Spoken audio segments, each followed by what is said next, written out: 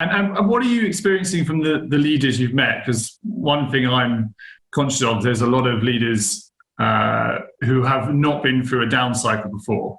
So they've always been in pure growth mode and now retrenching. What are you seeing from the leaders you're encountering? Yeah, that's a really good question, Nick. So I think this is very unfamiliar territory. So a lot of this isn't recognised at all. So in good times, people aren't asking the difficult questions. They don't need to.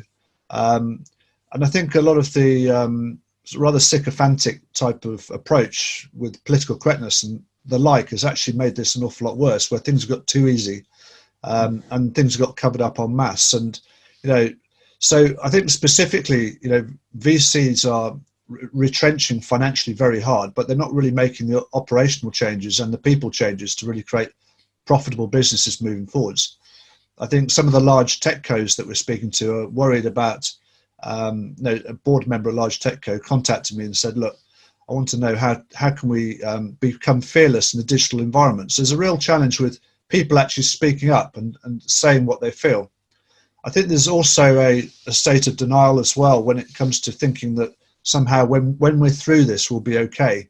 And that's the sort of statement that creates stasis, when in fact, when you look at the facts, and it's quite difficult to get to the facts, actually, there's pretty much a global downturn. This virus has affected everybody. And it's to the tune of about 30 to 40% of the GDP. And, retailers are really going to get hit very hard. Construction businesses are as well.